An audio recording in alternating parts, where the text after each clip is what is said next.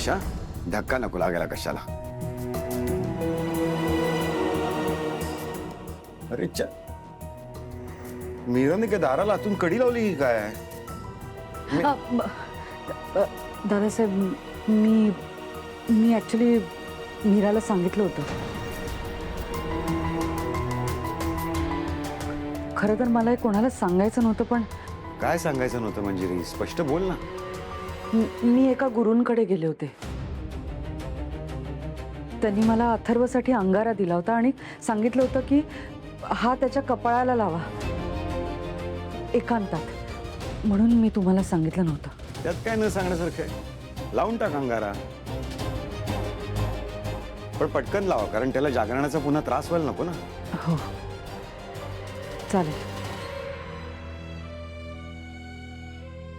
आणि मंजिरी, मला माहितीये तुला अथर्वची खूप काळजी येते, पण काय ना, घरातलं वातावरण सध्या फारसं बरं नाहीये. त्यामुळे पुन्हा असं काही करण्यापूर्वी मला सांगत जा आधी.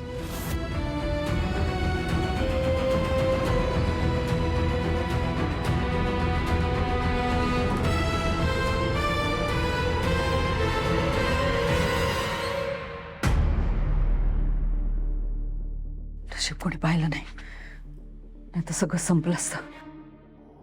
आणखी कोणाला कळायच्या आधी मला माझं काम पूर्ण करायला हवं. काय करायचं आता? बरं झालं मगाशी तू त्यांच्यासमोर काहीच बोलला नाहीस. आता आपण आज जाऊन अथर्वला कंठस्पर्श करूया, म्हणजे त्याचा आवाज तुला मिळेल. ठीक आहे, चल.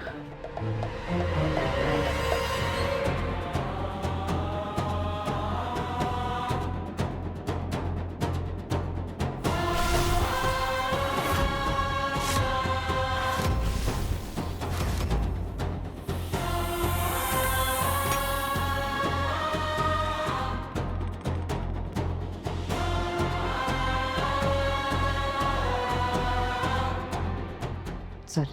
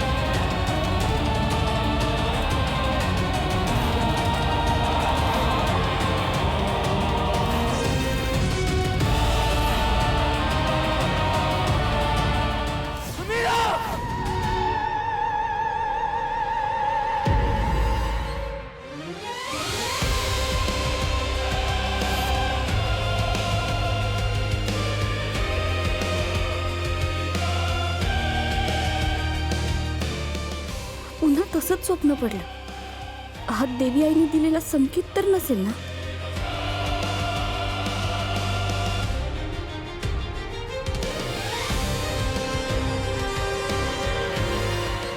बोल कालकाया. काय बोलू आई? तयार आहेस तू आता?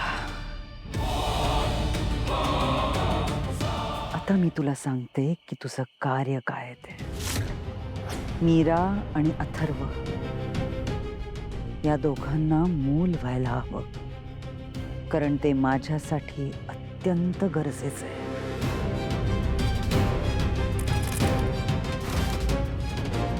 काम सोपं नाहीये, पण तुझ्यामुळे आपल्याला एक मार्ग मिळालाय आणि तो आपल्याला आजमावून बघायचा आहे. अथर्व आणि मीरा या विषयावर एकमेकांशी अनेकदा बोललेत, पण मीरा अजूनही तयार नाहीये. त्यामुळे अथर्वला ज्या पद्धतीने जमलं नाही त्या पद्धतीने तुला तिला समजवावं लागेल. आणि हे सगळं करताना तुला खूप सावध राहावं लागेल, कारण मीरा आणि अथर्व भावनिकरित्या एकमेकांशी खूप खोलवर जोडलेले आहेत. त्यामुळे एक चूक जरी झाली तर माझं नुकसान तर होईलच, तुझंही होईल. कळलं? हो, तू जे काम सांगशील, जसं काम सांगशील अगदी तसंच होईल. पण मला माझा मोबदला हवाय. काय मोबदला हवाय तुला? मला बळी हवाय.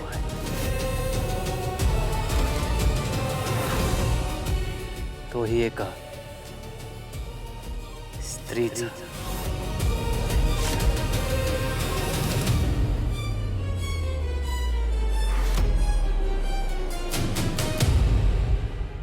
ठीक आहे.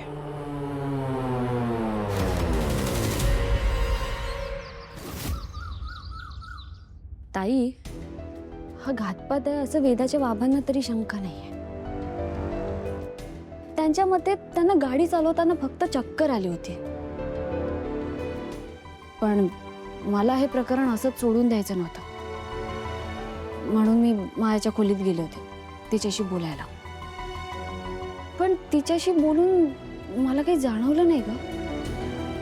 पण होतही नर्मदाद्या आणि अजित यांच्या हावभावावरून वाटलं की त्यांना हे सगळं अगोदरपासूनच माहिती होतं आणि त्यांनी मायाच्या मदतीने हे सगळं घडवून आणलंय असं मला वाटतंय. पण खात्री नाही आहे, फक्त शंका आहे. तेच ना मीरा, आत्ता या क्षणी आपण ठामपणे काहीच सांगू शकत नाही अगं. पण तरी तू लक्ष ठेव त्यांच्यावर, आणि मंजिरीवर लक्ष ठेवायला मी आहेच.